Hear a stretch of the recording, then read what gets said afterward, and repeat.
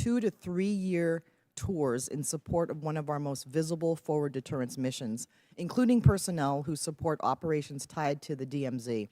Given your operational experience and leadership on the Korean Peninsula, how do you assess the readiness of the combined US-ROK force today to deter aggression from North Korea? Congresswoman Strickland, thank you for the question. I would assess us having just exercised this formation in February as being prepared to deter. Thank you. Mr. No, deterrence is not only about military capability, but also about the strength and alignment of our alliances. So I'd like to turn to you on this point. In the 2026 National Defense Strategy, it calls for stronger contributions from allies and partners in the Indo-Pacific. To ensure our alliances remain strong and aligned, what clear expectations has the Department of Defense communicated to our allies and partners regarding the capabilities, investments, or contributions needed to strengthen collective deterrence? And how's the department assessing whether those efforts are producing the intended deterrent effect? Congresswoman, thank you for your question. As I said in my opening statement, reestablishing deterrence in the Indo-Pacific is not a task that America can or ought to do on its own. So the role of our allies and partners is absolutely essential and critical. We have been building strong relationships, and I'd be happy to go into each and every one of them, but with allies and partners throughout the region. We have been asking wealthy and capable allies to step up, including with spending. President Trump made a historic achievement last year at the NATO Hague Summit in getting NATO countries to increase their core defense spending to 3.5% of their GDP. That is the global standard, as the NSS and the NDS both clearly lay out.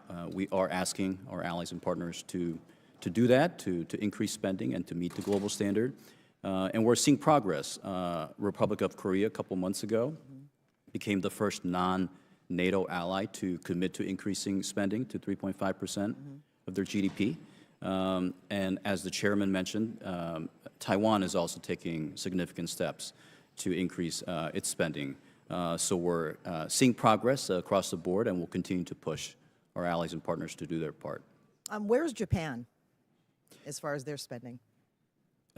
Japan is in the process of revising its 3 national security defense strategy documents.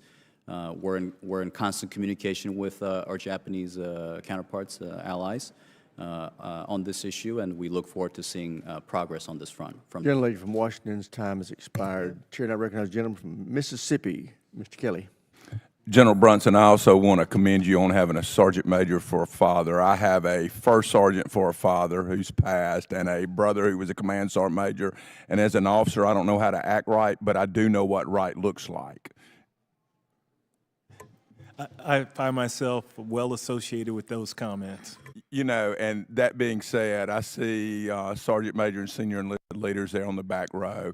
And the strength of the American military, which is why China or Russia or Iran or any other of our enemies will never be on the same par with us, is because of the skill of our NCO Corps and the professionalism that has existed for decades, and we are a strong military because of the greatest NCO Corps in the history of the world. Agreed? Agreed. Admiral Papara, I want to thank all you witnesses for being here, but for you, as we look to the Indo-Pacific, where the stakes for long-term competition are highest, we're also managing real-time demands in other regions of the world. This puts a premium on readiness, responsiveness, and strong partnerships. The strategy is clear. We want to deter conflict while competing effectively every day. I'm particularly interested in how we are to respond in the early hours of crisis and whether our forward forces are positioned and available to do that.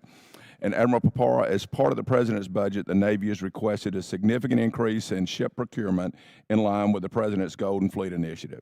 The Navy's plan includes new classes of ships like the LSM for the Marine Corps, a new class of frigate, a new battleship. How will these new classes of ships enable you and future Indo-PACOM commanders to deter China and, if necessary, defeat them in war? Sir, good morning. Thank you. Indeed, is that warships exist to move energy, mass, and people across long distances, and there's no substitute for it. So I'm strongly in support of each of those new classes, the battleship, the frigate, the LSM, along with accelerating the other classes of ships across the Navy's plan in Golden Fleet for America, also including the initiatives on increasing our maintenance capability and then increasing the nation's overall maritime manufacturing power. And there's just absolutely no substitute for it. And as a quick example, in the last 18 months, China has delivered 12 submarines, including an SSBN. They've delivered 7 frigates, 8 destroyers, 2 cruisers, 3 amphib, and 3 combat logistics force ships, and an aircraft carrier in just the last 18 months. They do so to command the sea. And we've got to meet that challenge as we have in the past.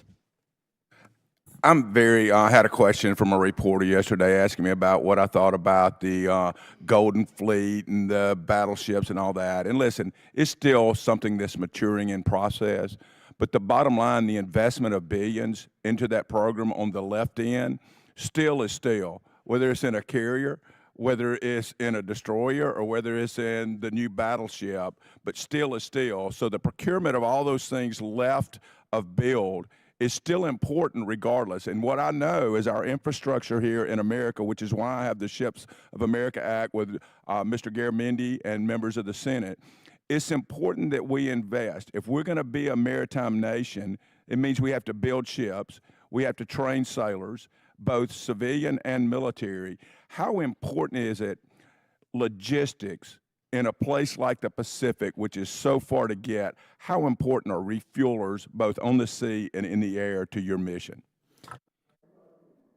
I can talk to you in classified hearing about just how much tonnage and how many millions of pounds of jet fuel must be airborne at any given time. But it's a sine qua non, a without which not for combat success. And regardless of the type of ships, and this applies to you too, General Brunson, you're kind of on a peninsula there in the far reaches of the world. It matters that we have tonnage in the water. Regardless of what that tonnage consists of, there is a high value just in the quality and quantity of ships that we have on the sea, whether manned or unmanned. Is that correct, Admiral concur. Parra? All right. With that, I yield back, Mr. Chairman. Gentleman yields back. Chairman recognizes gentleman from California, Mr. Carbajal. Thank you.